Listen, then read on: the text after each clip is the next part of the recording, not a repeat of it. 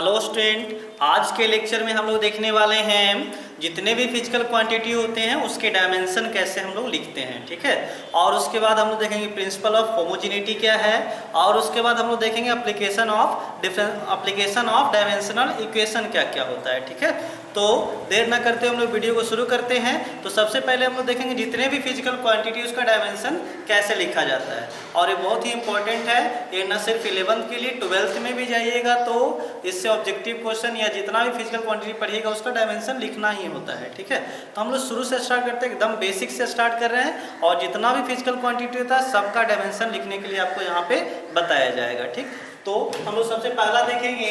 तो सबसे पहला जो है वो आपको जानते होंगे लंबाई की तो ऑलरेडी MLT आप लोग को पता है।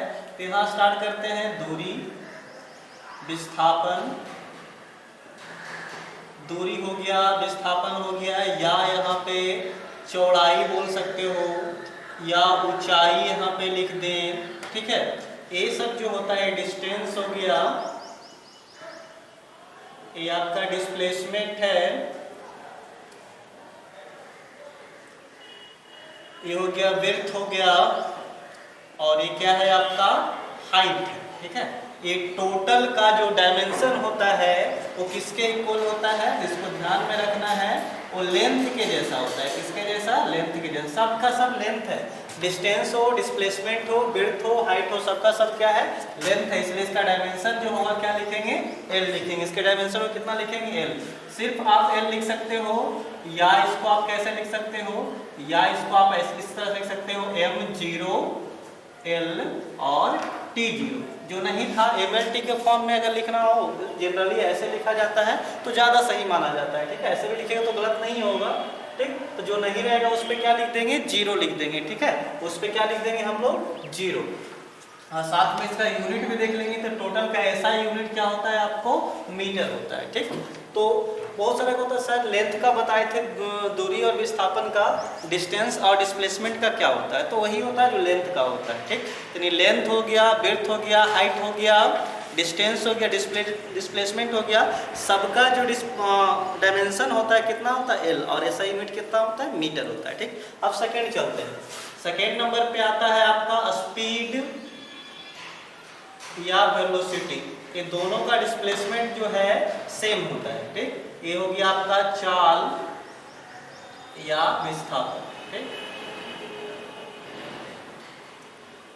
तो इसका देखिए जितना भी आपको डायमेंशन लिखना हो तो उसके लिए आपको फॉर्मूला पता होना चाहिए। ठीक है, तो फॉर्मूला अभी सभी का पता नहीं होगा, जैसे जैसे चैप्टर को आप आगे पढ़िएगा आपको फॉर्मूला पता होते जाएगा। ठीक, तो हम लोग जो देख रहे हैं फॉर्मूला बताते जाएंगे, साथ में उसका डायमेंशन आप लोग लिखिएगा। ठीक, तो स्पीड या वेलोसिटी का जो फॉर्मूला होता है कितना होता है? ये होता है स्पीड रहेगा तो डिस्टेंस बाई टाइम, और वेलोसिटी रहेगा तब डिस्प्लेसमेंट बाई टाइम। ठीक है, फॉर्मूला भी बताते जा रहे हैं तो बहुत इंपॉर्टेंट है, आप लोग वीडियो पे बने रहें लास्ट तक, जाके आपको ज़्यादा समझ में आए। ठीक, यही फॉर्मूला होता है। स्पीड रहेगा तो डिस्टेंस बाई टाइम, वेलोसिटी रहेगा तो डिस्प्लेसमेंट बाई टाइम। ठीक है, ये दोनों के लिए कितना होता है? L होता है, और इसके लिए टाइम के लिए क्या होता है? T होता है। आपको बताया हुआ है, जब ऊपर जाएगा तो कितना हो जाएगा? L T पे पावर कुछ नहीं तो कितना? -1। ऊपर जाएगा तो 1, ऊपर जाएगा तो कितना हो जाएगा? -1। तो आप कितना लिख सकते हैं? LT -1, या इसको सही से लिखेंगे आप पूरा करके तो M0 LT -1। ठीक है, इस तरह से लिख सकते हैं। और इसका यूनिट लिखना है SI यूनिट। तो देखिए डिस्टेंस या डिस्प्लेसमेंट के लिए कितना होता है? मीटर, और टाइम के लिए कितना होता है? सेकेंड। तो हो गया आपका मीटर पर सेकेंड हो गया। ठीक है, थर्ड देखते हैं हम लोग। अब हम लोग यहाँ पे देखेंगे एक्सेलरेशन का। किसका? एक्सीलरेशन, जिसको हिंदी में क्या कहते हैं? त्वरण कहते हैं। ठीक है, इसको किससे सूचित करते हैं हम लोग? A से। और ये क्या होता है? dv/dt होता है, मतलब वेग में परिवर्तन का दर क्या कहलाता है? आपको विस्थापन त्वरण कहलाता है। ठीक है, the rate of change in velocity is called acceleration. ठीक है, तो dv/dt होगी। ऊपर में v, ऊपर d और d तो कुछ नहीं है, वो चेंज है, डिफरेंशिएशन में आप लोग पढ़े होंगे। यहाँ पे जो विस्थापन का, यहाँ जो डिस्प्लेसमेंट डायमेंशन रखा है किसका रखाएगा? v का रखाएगा, और v का डायमेंशन कितना है आपका? LT -1। भाई नीचे में टाइम है, टाइम का कितना हो गया? T, कुछ नहीं तो 1। ये ऊपर जाएगा तो कितना बन जाएगा? ये बन जाएगा LT एक जाएगा तो -1 और -1 पहले से कितना हो जाएगा, -2 हो जाएगा। तो LT-2 हो गया, ठीक है, ये हो गया आपका। अब इसको और कैसे लिख सकते हैं, आपको पता है क्या लिख सकते हैं, m नहीं है तो m0 लगा दो, तो m0 LT माइनस कितना हो जाएगा, 2 हो जाएगा, ठीक है। ये हो जाएगा आपका कितना, मीटर पर सेकेंड स्क्वायर, कितना हो जाएगा, मीटर पर सेकेंड स्क्वायर, क्योंकि v का कितना होता है, मीटर पर सेकेंड, और नीचे में एक और सेकेंड आ जाएगा, तो मीटर पर सेकेंड स्क्वायर हो जाएगा इसका SI, ठीक है। तो दोनों बताते जा रहे हैं, समझते जाइए आप अच्छे से। फोर्थ नंबर देखेंगे हम लोग, फोर्स देखेंगे, फोर्थ में फोर्स, बल। तो अगर फार्मूला नहीं जानते हो तो आगे के चैप्टर में सब कुछ पढ़ाया जाएगा, हम फार्मूला यहाँ पे लिखते जा रहे हैं। फोर्स को किससे लिखते हैं, F से। F बराबर कितना होता है, ma होता है, ठीक है। अभी m के लिए क्या यूज होगा, m के लिए m, मास के लिए m होता है, और a के लिए अभी निकल के आया, कितना आया है, LT-2, यानी हो गया आपका किसका, फोर्स का, MLT-2। अब इसका अगर आप लोग इकाई यूनिट देखना चाहते हैं तो यूनिट क्या होगा उसको भी देख लीजिए। तो m का कितना होता है, m का होता है किलोग्राम, और इंटू a है, a का कितना होता है, मीटर पर सेकेंड स्क्वायर, तो हो गया किलोग्राम मीटर पर सेकेंड स्क्वायर, ठीक। इसको ही क्या बोलते हैं, इसको न्यूटन बोलते हैं, क्या बोलते हैं जी, न्यूटन। तो इसको ध्यान में आपको रखना है, न्यूटन किसको बोला जाता है, किलोग्राम मीटर पर सेकेंड स्क्वायर को ही न्यूटन बोला जाता है, ठीक। इसका डायमेंशन हो गया, यूनिट हो गया। 5 में आते हैं वर्क आते हैं, क्या, वर्क, जिसको हिंदी में कार्च बोलते हैं, वर्क हो गया कार्च। ये क्या होता है, W होता है। तो कार्च क्या है, कार्च आपको होता है force into perpendicular distance, force into, ये परपेंडिकुलर का साइन है, फोर्स इनटू परपेंडिकुलर डिस्टेंस,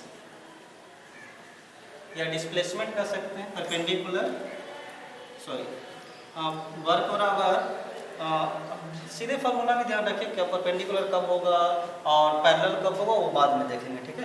तो वर्क बराबर F, फोर्स इनटू क्या होता है, डिस्प्लेसमेंट होता है। तो फोर्स का कितना हो गया आपका, तो फोर्स का अभी हम लिखे हैं, कितना लिखे हैं जी, MLT-2, और S क्या है यहाँ पे, विस्थापन, विस्थापन में कितना होगा, L होगा। जब दोनों ऐड करिए एक दूसरे में तो कितना हो जाएगा, L इंटू L स्क्वायर, और यहाँ T-2 हो गया, कितना हो गया, T-2। अब इसका यूनिट देखिएगा तो कितना होगा, तो यूनिट देखते हैं। तो फोर्स का क्या होता है, तो फोर्स का अभी बताए थे न्यूटन, क्या बताए हैं जी, न्यूटन, और इंटू S, S यहाँ पे डिस्प्लेसमेंट है, विस्थापन है, किसमें क्या होगा, मीटर। तो न्यूटन इंटू मीटर क्या होगा आपका, जूल होगा, न्यूटन इंटू मीटर क्या होगा, जूल होगा। तो वर्क का यूनिट क्या हो गया आपका, जूल हो गया, ठीक है। इसको ध्यान में रखिएगा। तो पहले ये 5 को आप नोट कर लीजिए, एक और बता देते हैं, 6 नंबर हम लोग गति, काइनेटिक एनर्जी देख लेंगे। क्या देखेंगे जी, काइनेटिक एनर्जी, ठीक।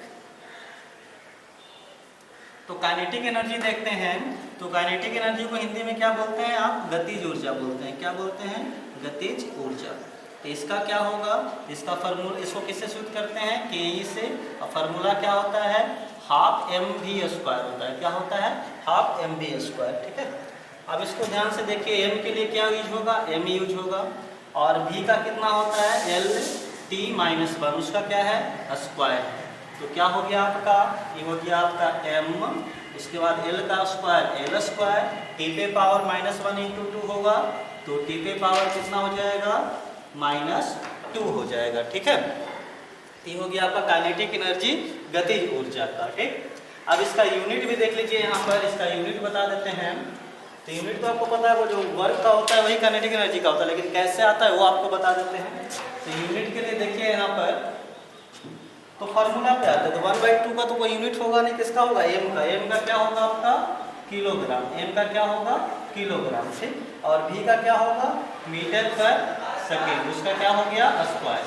ये हो गया आपका किलोग्राम मीटर स्क्वायर पर सेकेंड स्क्वायर। अब देखिए यहाँ पर ये किलोग्राम है, मीटर स्क्वायर है, मतलब 2 मीटर है, तो 1 मीटर को यहीं पे रहने दो और 1 मीटर को मल्टीप्लाई कर दो।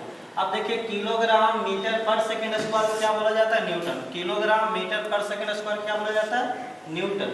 और इनटू में क्या रह गया मीटर, न्यूटन इंटू मीटर क्या होगा जूल होगा, ठीक है। तो इसका यूनिट क्या हो जाएगा, इसका यूनिट जूल हो जाएगा, ऐसा ये भी, ठीक है। तो पहले आप इतना नोट कर लीजिए वीडियो को पॉज करके, उसके बाद आगे देखते हैं।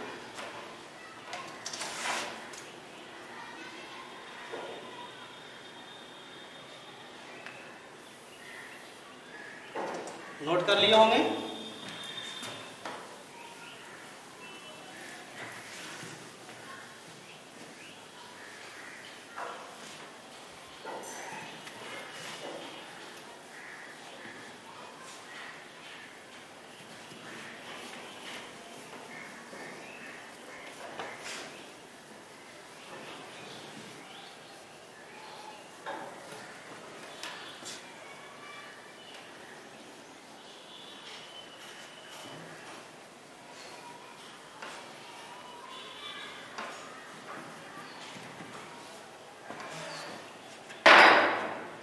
तो नेक्स्ट देखते हैं हम लोग 7 नंबर, था काइनेटिक एनर्जी। अब हम लोग देखने वाले हैं potential energy. Potential energy, potential energy का क्या होता है, ठीक है। इसको हिंदी में क्या बोलते हैं, इसको हिंदी में हम लोग अस्थितिज ऊर्जा बोलते हैं, अस्थितिज ऊर्जा। तो पोटेंशियल एनर्जी का क्या होता है आपका स्थितिज ऊर्जा होता है।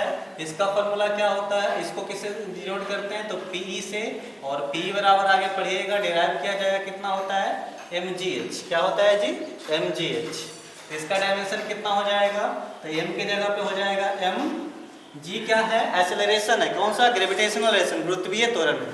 तो त्वरण का कितना होता है L(t)-1 और इंटू h, h क्या हाइट, हाइट का कितना होता है l, तो हो जाएगा सेम, कितना हो जाएगा m l स्क्वायर, l गुने l स्क्वायर और t-1। ये हो गया आपका क्या पोटेंशियल एनर्जी का ml स्क्वायर t-1। इसका यूनिट देख लेते हैं, तो यूनिट भी इसका भी जूल ही होता है, लेकिन कैसे आता है उसको देख लेते हैं, ठीक है। तो फॉर्मूला से आएगा m का कितना होगा किलोग्राम, g का क्या होगा त्वरण है, एक्सेलरेशन है मीटर पर सेकेंड स्क्वायर, इंटू h का क्या होगा मीटर। अब इसको देखिए ध्यान से, किलोग्राम मीटर पर सेकंड स्क्वायर को क्या बोलते हैं न्यूटन बोलते हैं, डॉट ये मीटर है, तो न्यूटन इंटू मीटर क्या हो गया आपका जूल हो गया। तो इसका यूनिट क्या होता है आपका जूल ही होता है। 8 नंबर में हम लोग आते हैं पावर, शक्ति। तो इसको किससे लिखते हैं P से लिखते हैं। अब P बराबर क्या होता है the rate of doing work, W/T होता है। P इक्वल टू क्या होता है W/T, और W का हम लोग कितना देखे थे डायमेंशन ml स्क्वायर t-1, ठीक है। एक सेकेंड यहाँ थोड़ा सा मिस्टेक कर दिए हैं, सॉरी ध्यान नहीं रहा। T पे पावर कितना होगा -2, G का क्या होता है LT-2, यहाँ क्या होगा -2, ठीक है। तो यहाँ क्या होगा आपका W का कितना हुआ W का कितना होता है ml स्क्वायर t-2, और बाई T का कितना होगा T होगा, ठीक है। W का डायमेंशन कितना हुआ ml स्क्वायर t-2, देख लीजिएगा पीछे वही होगा, और यहाँ पर T का कितना हुआ T, यानी ये हो गया आपका ml स्क्वायर t-2, और एक ऊपर जाए कितना हो जाएगा -3 हो जाएगा, ठीक है। ये हो गया डायमेंशन। अब इसका यूनिट भी देख लेते हैं साथ में, ऐसा यूनिट कैसे निकलेगा। तो P इक्वल टू कितना है W/T है, W का क्या होता है जूल, और जूल और T का क्या होता है सेकेंड, जूल पर सेकेंड हो गया। इसको ही क्या बोलते हैं हम लोग वाट बोलते हैं, क्या बोलते हैं जी वाट, ध्यान में रखिएगा। यानी पावर का ऐसा यूनिट क्या हो गया वाट हो गया, जो कि जूल पर सेकेंड होता है, ठीक है। क्वेश्चन 9 नंबर में आते हैं। एक होता है टॉर्क होता है, क्या होता है टॉर्क, बल आघूर्ण इसको बोलते हैं। तो टॉर्क का क्या होगा वो भी देख लेते हैं यहाँ पर। तो टॉर्क होता है टाउ, तो टाउ बराबर क्या होता है फोर्स इनटू परपेंडिकुलर डिस्टेंस होता है, ठीक है। फॉर्मूला क्या होता है टाउ बराबर force into perpendicular distance. Force का कितना हो गया ml(t-2), और परपेंडिकुलर डिस्टेंस का कितना होगा l होगा, यानी बन जाएगा आपका ml गुने l स्क्वायर t-2। अब इसका यूनिट क्या होगा, तो इसका यूनिट भी आपका जूल ही हो जाएगा, क्योंकि फोर्स का अगर फॉर्मूला से देखें, फोर्स का न्यूटन और परपेंडिकुलर डिस्टेंस का मीटर, न्यूटन इंटू मीटर क्या होता है, जूल होता है। ठीक है। 10 नंबर में देखते हैं मोमेंटम, एक देख लेते हैं, छूट गया था मोमेंटम। मोमेंटम को क्या बोलते हैं, संवेग हिंदी में। ये होता है P, P बराबर क्या होता है आपको, संवेग m इंटू वी होता है। क्या होता है जी, m इंटू वी होता है। m का कितना हो गया m, और v का कितना हो गया LT माइनस 1। इसका डायमेंशन हो गया। इसका यूनिट देखना चाहते हैं तो m का क्या हो गया आपका किलोग्राम, और v का कितना हो गया मीटर पर सेकेंड। ठीक है। 11 नंबर में आते हैं तो हम लोग देख लिए momentum, torque, power, potential energy, kinetic energy, ये सब देख चुके हैं। अब हम लोग एंगल का देखें, यदि किसका देखें, एंगल का, तो एंगल का कितना होगा, तो एंगल कौन होता है, तो एंगल को हम लोग पढ़े थे थीटा, पढ़े थे थीटा बराबर क्या फॉर्मूला होता है, L बटा R होता है। L क्या है, लेंथ है, लेंथ का हुआ L। R क्या है आपका, तो R जो है वो भी क्या है आपका लेंथ है, तो लेंथ से लेंथ कट गया, कुछ नहीं बचा, मतलब इसका हो गया m0 L0 T0। यानी एंगल का कोई भी डायमेंशन नहीं होता है, इसका यूनिट होता है सिर्फ वो कितना होता है, इसका यूनिट होता है आपका रेडियन होता है। ठीक। एक और देख लेते हैं, कोणीय वेग, एंगुलर वेलोसिटी क्या होगा, एंगुलर वेलोसिटी, कोणीय वेग, इसका क्या होगा ये देख लेते हैं। तो एंगुलर वेलोसिटी का जो होगा आपका वो होता है ओमेगा, ओमेगा बराबर होता है थीटा बाई टी, थीटा का कुछ नहीं तो, और टी का कितना हो गया कैपिटल टी, यानी टी माइनस 1। इसको आप और क्या लिख सकते हो, इसको लिख सकते हो आप m0 L0 T माइनस 1 लिख सकते हो। ठीक। अगर इसका यूनिट की बात किया जाए तो देखिए एंगुलर वेलोसिटी ओमेगा बराबर थीटा बटा कितना है टी है, तो थीटा कितना हो जाएगा रेडियन, और टी का क्या हो जाएगा सेकेंड, रेडियन पर सेकेंड हो गया। ठीक है। तो पहले इसको आप नोट डाउन कर लीजिए, कुछ और बचा हो उसको बता देंगे।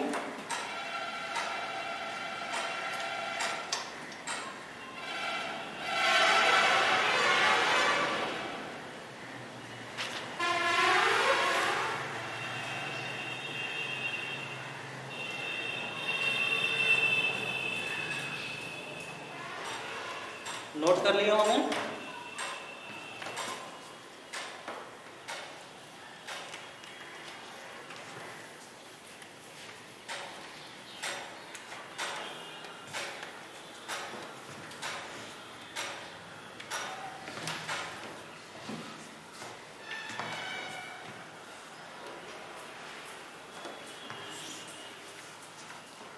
नेक्स्ट देखते हैं, तो एंगुलर वेलोसिटी हो गया था, एंगुलर एक्सेलरेशन देखेंगे। ठीक।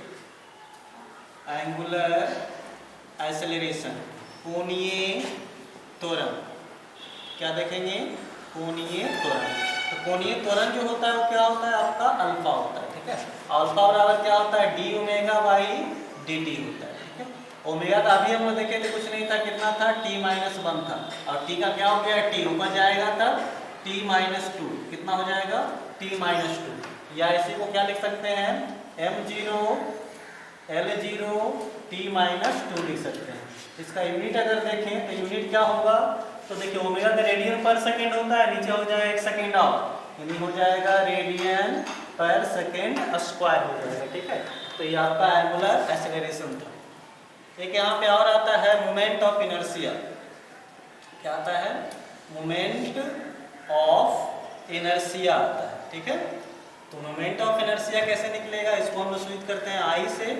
आई बराबर फॉर्मूला होता है एम आर स्क्वायर, क्या होता है एम आर स्क्वायर। एम क्या है आपका एम हो गया, और आर के लिए क्या हो गया एल, तो एम एल स्क्वायर। ठीक है। इस तरह से लिख सकते हैं एम एल स्क्वायर, या हम लोग लिख सकते हैं क्या एम एल स्क्वायर टी 0 लिख सकते हैं। अगर इसका यूनिट की बात किया जाए तो यूनिट हम लोग क्या लिखेंगे, एम के लिए क्या लिखेंगे किलोग्राम, और आर के लिए क्या लिखेंगे मीटर, तो किलोग्राम मीटर स्क्वायर हो जाएगा। ठीक। नेक्स्ट आते हैं हम लोग, वो देखेंगे स्ट्रेस देखेंगे, क्या देखेंगे स्ट्रेस।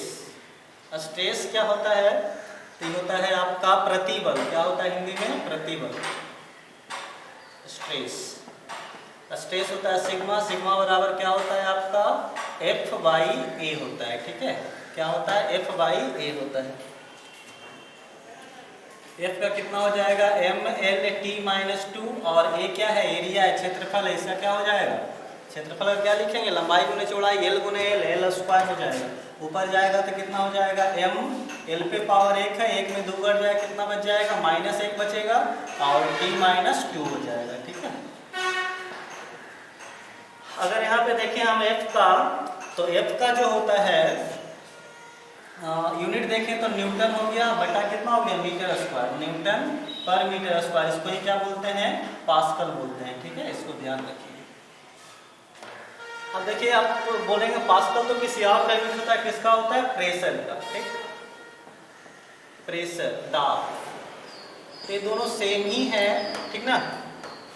इसका मीनिंग सेम नहीं होता है, क्वांटिटी दोनों सेम नहीं है, लेकिन इसका यूनिट और डायमेंशन फार्मूला सब यही होता है, एफ बाई यही होता है, लेकिन वहाँ पे एफ और इसके फार्मूला एफ में और इसके एफ में दोनों में अंतर है, इसलिए इसको भी प्रेशर को किस पी से लिखते हैं पी बराबर कितना होता है एफ बाई ए। जब हम दोनों को अलग अलग पढ़ाएंगे स्ट्रेस और प्रेशर अलग अलग पढ़ाएंगे तो उस समय पता चलेगा यहाँ पे एफ क्या है और यहाँ पे एफ क्या है, लेकिन अगर यूनिट और डायमेंशन में दोनों क्या होगा सेम होगा, तो इसका भी वही हो जाएगा, ध्यान रखिएगा, ठीक।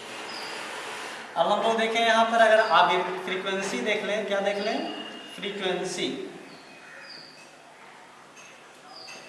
आवृत्ति देखें तो क्या होगा, तो फ्रीक्वेंसी अगर देखें तो फ्रीक्वेंसी क्या होता है एफ होता है एफ बराबर 1/t होता है, तो 1/t का t ही होगा, ऊपर जाएगा t माइनस 1, इस तरह से लिख सकते हैं, या लिख सकते हैं m0 l0 t माइनस 1 लिख सकते हैं, ठीक है।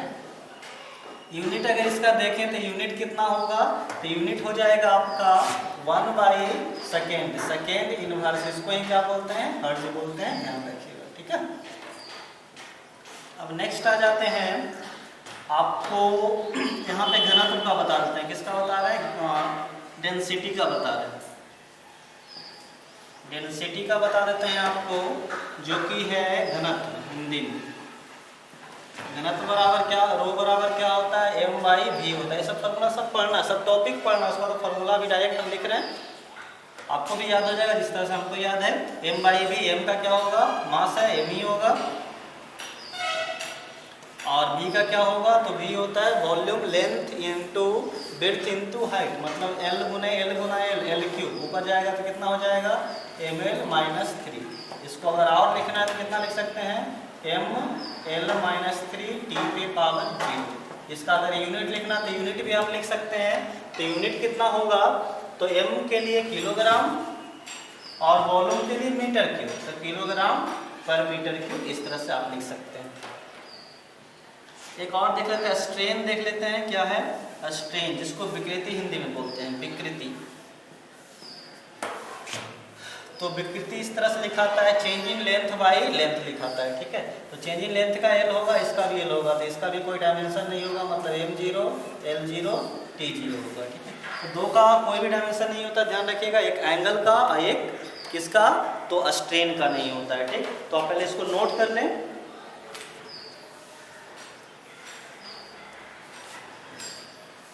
नोट कर लिए होंगे। अब हम लोग क्या देखेंगे आगे, ये अभी ऐसा बहुत सारा और भी फिजिकल क्वांटिटी है जिसका डायमेंशन आप क्या कर सकते हैं लिख सकते हैं, बशर्ते उसका फार्मूला आपको क्या हो याद हो, तो फार्मूला अगर याद होगा तो उसका डायमेंशन आप आसानी से लिख सकते हैं, कोई भी फार्मूला आपको देगा तो आप डायमेंशन उसका लिख पाइएगा, हम ऐसा आशा करते हैं, ठीक है। अब हम लोग पढ़ेंगे प्रिंसिपल ऑफ होमोजेनिटी, ठीक, तो इसको रफ कर लेते हैं, पहले आप नोट कर लिए होंगे, पहले नोट कर लीजिए अगर नहीं किए हुए तो।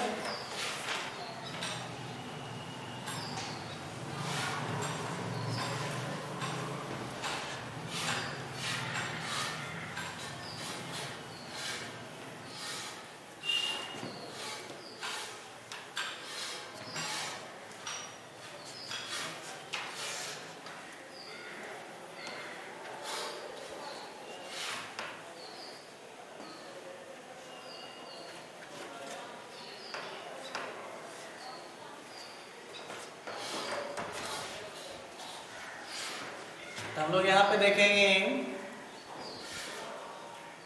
Principle of homogeneity,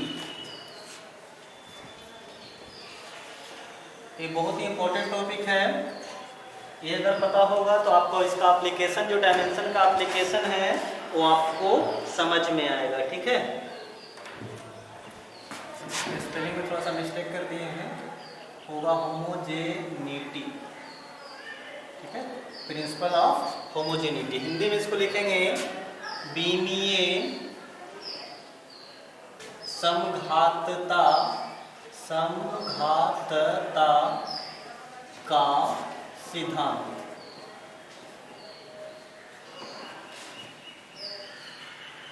principle of homogeneity, बीमीय समघातता का सिद्धांत। ठीक है, तो इसमें हम लोग क्या करेंगे, इसमें है क्या तो उसको समझना है। ठीक है, तो जैसे कोई भी इक्वेशन अगर लिखा हुआ है, जैसे लिखा हुआ है आपको लिखा हुआ है ax प्लस बी वाई बराबर सी लिखा हुआ है, एक इक्वेशन लिखा हुआ है। तो इस इक्वेशन में कितने टर्म है, इस इक्वेशन में 3 टर्म है। ठीक है, एक टर्म ये है, एक दूसरा टर्म है और एक तीसरा टर्म है।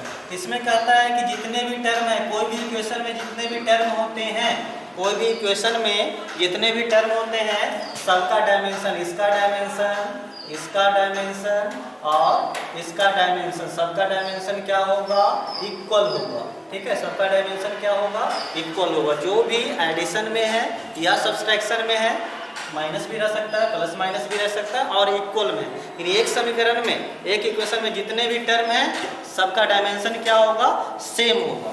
क्यों सेम होगा, अब उसके भी बात कर लेते हैं, क्यों सेम होता है। तो हम लोग क्या कर सकते, बताइए, क्वेश्चन है 2 metre plus 5 kilogram equal to कितना, आप बता सकते हैं इसको? 2 metre plus 5 kilogram equal to कितना, आप नहीं बता सकते हैं, क्योंकि यहाँ पे 2 क्वांटिटी है, एक लेंथ है और दूसरा मास है। लेंथ और मास को आप नहीं जोड़ पाएंगे क्योंकि दोनों अलग अलग क्वांटिटी है। तो एडिशन या सब्सट्रैक्शन कब कर पाइएगा, जब दोनों सेम क्वांटिटी, सेम टाइप का क्वांटिटी होगा। और अगर सेम टाइप का क्वांटिटी होगा तो सबका डायमेंशन क्या हो जाएगा, सेम हो जाएगा। तो ही कहता है कोई भी डायमेंशनल इक्वेशन का मतलब जितना भी इसमें टर्म है सबका डायमेंशन लिख दो। कोई भी डायमेंशनल इक्वेशन में जितने भी टर्म होते हैं सबका डायमेंशन क्या होता है, सेम होता है। तो प्रिंसिपल ऑफ होमोजेनिटी में हम क्या लिख सकते हैं, आप लिख सकते हैं the dimension of all terms of any dimensional equation are same.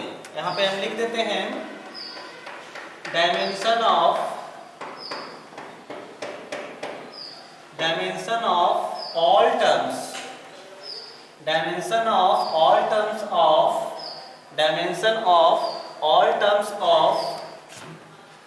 any dimensional equation,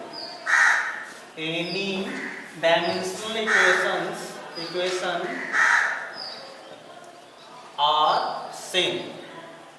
यही आपका क्या है, प्रिंसिपल ऑफ होमोजेनिटी। इसको हिंदी में हम क्या बोलेंगे, किसी भी, देखिए, डायमेंशन ऑफ ऑल टर्म्स मतलब सभी पदों का बीमा, ऑफ एनी डायमेंशनल इक्वेशन, किसी बीमीय समीकरण के सभी पदों का बीमा आर सेम मतलब समान होता है। इसे क्या बोलेंगे हम लोग, प्रिंसिपल ऑफ होमोजेनिटी। एग्जाम्पल में से लिख सकते हैं a plus B minus C equal to D लिखा हुआ है। तो यहाँ पे जो डायमेंशन होगा किसका, a का डायमेंशन, b का डायमेंशन, उसके बाद c का डायमेंशन और d का डायमेंशन, सबका डायमेंशन क्या होगा, सेम होगा। यही प्रिंसिपल ऑफ होमोजेनिटी है। प्रिंसिपल ऑफ होमोजेनिटी का मतलब क्या हुआ, जितने भी टर्म हैं किसी भी डायमेंशनल इक्वेशन में, या तो एडिशन में हो या तो सब्सट्रैक्शन में हो, सबका जो डायमेंशन होगा क्या होगा, सेम होगा। ठीक, आशा करते समझ में आया होगा। अब इस पे कुछ एग्जाम्पल कर लेते हैं हम लोग, तो एग्जाम्पल कर लें।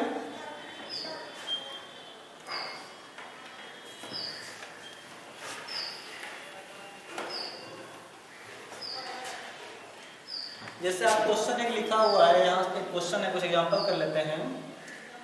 v बराबर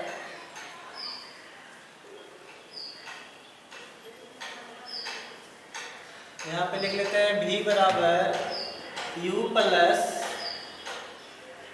b इंटू टी लिखा हुआ। ठीक है, एक इक्वेशन लिखा हुआ है v बराबर u plus b into T, जहाँ पे v क्या है, फाइनल वेलोसिटी है, u क्या है, इनिशियल वेलोसिटी है, टी क्या है, टी आपका टाइम है। तो आपको पूछ रहा है बी का डायमेंशन, डायमेंशन ऑफ बी क्या होगा, ये आपको क्वेश्चन है, डायमेंशन ऑफ बी क्या होगा। तो बी का डायमेंशन आपको फाइंड करना है क्या होगा, ठीक। तो हम लोग देख लेंगे कि यहाँ पर v है, u है और ये सब दोनों किस में है, एडिशन में है। अगर दोनों एडिशन में है तो मतलब एक इक्वेशन है, एक डायमेंशनल इक्वेशन, इसमें 3 टर्म है, तीनों टर्म का डायमेंशन क्या होगा, सेम होगा। तीनों टर्म का डायमेंशन क्या होगा जी, सेम होगा। तो हम लोग क्या कर देते हैं, प्रिंसिपल ऑफ होमोजेनिटी लगा देते हैं। तो यहाँ पे क्या हो जाएगा, डायमेंशन ऑफ किसका, v का, वही होगा डायमेंशन ऑफ u, वही होगा डायमेंशन ऑफ dt होगा, ठीक है। क्योंकि सभी टर्म किस में है, एडिशन या सब्सट्रैक्शन में है, तो सबका डायमेंशन क्या होगा, सेम। यानी v का डायमेंशन और किसका डायमेंशन, dt का डायमेंशन, सबका डायमेंशन क्या होगा, सेम होगा, ठीक। तो डायमेंशन v का कितना होगा, तो v का डायमेंशन आपको अभी बताए थे, तो कितना होता है LT - 1। अब डायमेंशन ऑफ BT, b का निकालना है, पता नहीं छोड़ दो, और यहाँ पे t, तो t का कितना हो जाएगा, तो t का हो जाता है t।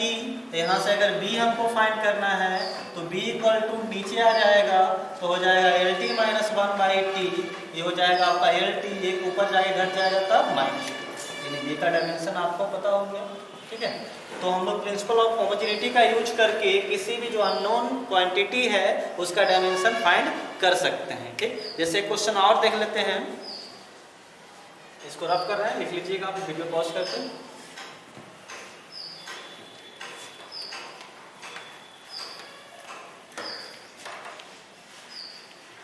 जैसे क्वेश्चन है S equal to UA plus आप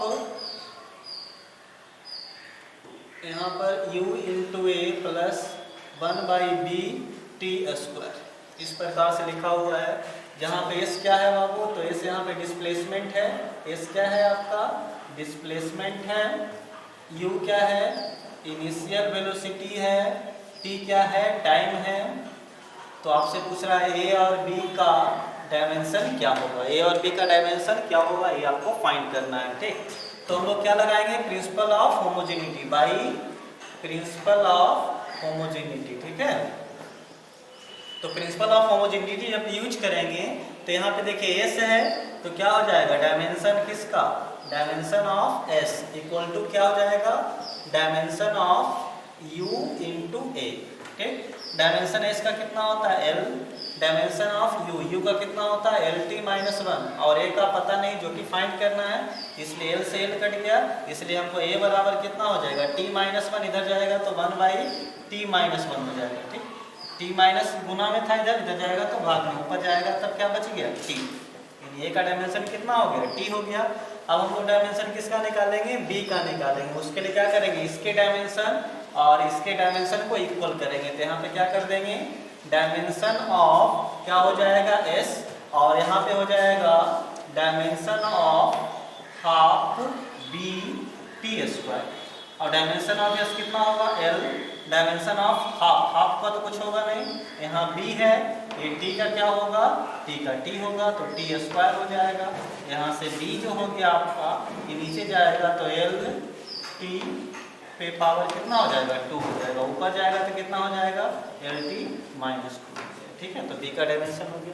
तो इस तरह से आप क्या कर सकते हैं, इस तरह से आप डायमेंशन निकाल सकते हैं, किसका डायमेंशन निकाल सकते हैं, तो जो भी अननोन क्वांटिटी होगा उसका डायमेंशन आप निकाल सकते हैं, ठीक है। तो इसको आप लिख लीजिएगा। आशा करते हैं आज का वीडियो आपको अच्छा लगा होगा। वीडियो अच्छा लगा तो लाइक करें, कमेंट करें, अपने दोस्तों के बीच शेयर करें और चैनल को जरूर सब्सक्राइब करें। मिलते हैं अगले लेक्चर में। Thank you.